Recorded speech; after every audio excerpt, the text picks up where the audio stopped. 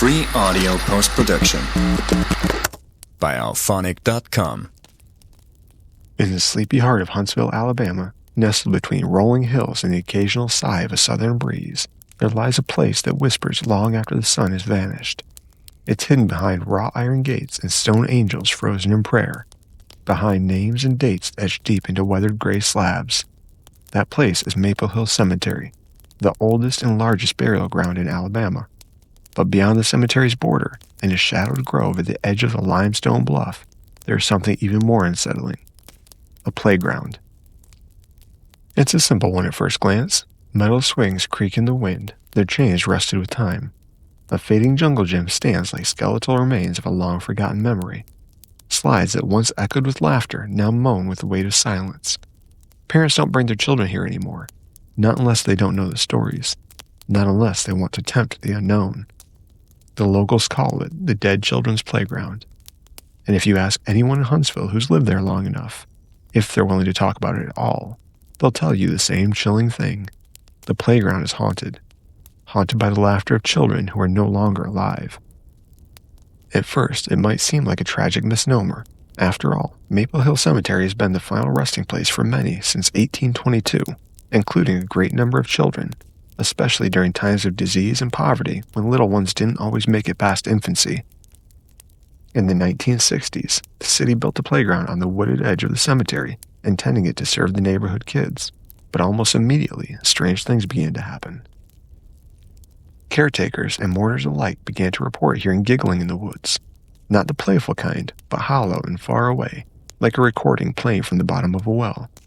Swing sets would move on their own, swaying as if pushed by invisible hands. Balls would roll across the gravel without a breeze. Some even swore they saw small figures darting between the trees or sitting on the top of the slide, only to vanish when approached. Over time, the neighborhood kids stopped coming. Some said they didn't like the feeling of being watched.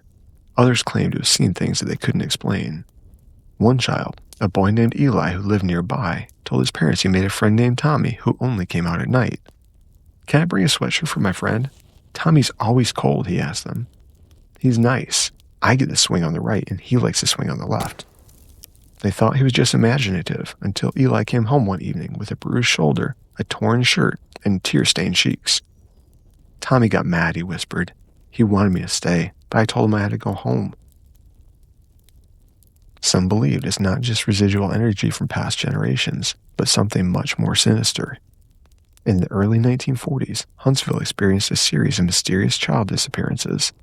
Over a dozen children vanished from the area surrounding the cemetery over the span of 3 years. No ransom notes, no bodies, just gone. The police investigated, but the trail always ran cold. Whispers began to circulate about an old stone quarry near the edge of the cemetery, the very spot where the playground now sits. In 1962, during renovations, workers unearthed something beneath the dirt. Bones, and small ones. The police chalked them up to old burials, a mistake in the mapping of the grave plots. But some of the bones showed signs of trauma. A few even appeared to be no more than 30 years old, well after Maple Hill had stopped burying people in that section. The city quickly covered them up, moved the earth, and finished the playground. But people remembered, and when night falls, the memory becomes more than just history. In 1993, a group of local teenagers, emboldened by the ghost stories, decided to spend the night in the playground. Among them was a boy named Corey Mills, who would later become one of the loudest voices warning people to stay away from the place. Corey and his friends brought flashlights, snacks, and a camcorder. They were just looking for a good scare, maybe catch a ghost on tape. But what they found was far more than they bargained for. It started with laughter, faint, disembodied, and echoing from the slide. At first, they thought it was one of their friends, but they were all accounted for. Then came the swinging. All 4 swings began moving at once, in perfect unison, under a still sky. They turned on the camera. The tape, which Corey later showed to a local paranormal investigator, showed something even more chilling. Faint, luminous shapes on the swings, like outlines of children, blurred and jerky like from an old film projector. Then the battery died, and all the flashlights went out at once. They heard footsteps, small ones like sneakers crunching gravel. One of the boys screamed. Something had pulled his hoodie hard, yanking him backward. He tore it off and ran. They all did. Corey said the laughter followed them all the way to the main road. Years later, when asked if he'd ever go back, Corey just shook his head. They didn't want us there, he said, and they let us know it. In the early 2000s, the city attempted to remove the playground entirely, citing structural concerns and safety issues. They bulldozed the equipment and planned to let the forest reclaim the space. Within a week, public outcry flooded City Hall, but it wasn't from concerned parents. It was from paranormal investigators, ghost hunters, and even a few historians. The dead children's playground had become a fixture in urban legend, and many believed it deserved to remain. Some even claimed that removing the playground had made the spirits angry. There were reports of glowing orbs floating through the trees, electronics malfunctioning near the site. Most notably, though, security footage from Maple Hill Cemetery showed the empty space where the playground once stood. But late at night, an orb would move as if the swings were still there. Then another appeared, and then a third, all in perfect rhythm, moving as if the ghostly children were still at play, even with no swings to hold them. Strangest of all, after the playground was removed, visitors claimed to hear children crying instead of laughing, whimpers and soft sobs that faded into the ground. Within a year, the city rebuilt the playground. It wasn't the same, more modern equipment and safer construction, but the space was open again, and the laughter returned, but so did the shadows. One final tale, a more recent one.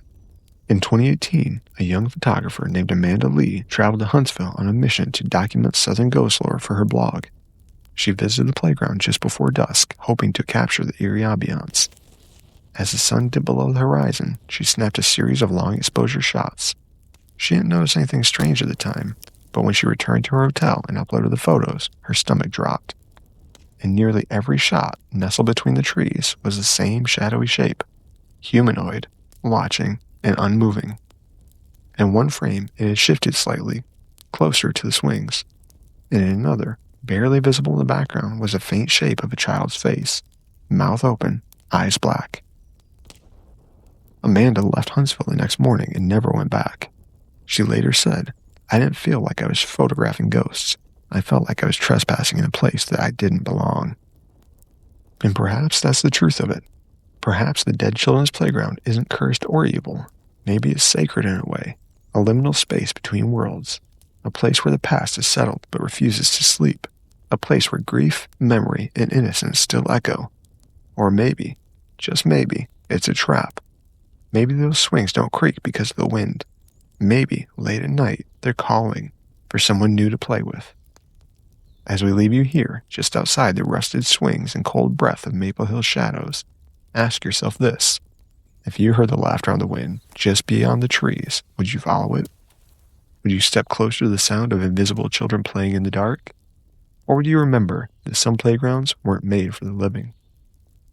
Thank you for joining us in this chilling descent into our weird world. If the whispers of Huntsville's haunted grove stirred something in you, curiosity, dread, or wonder, please share, like, and subscribe to our channel. Your support helps keep these tales from fading into the silence. Free audio post-production by alphonic.com.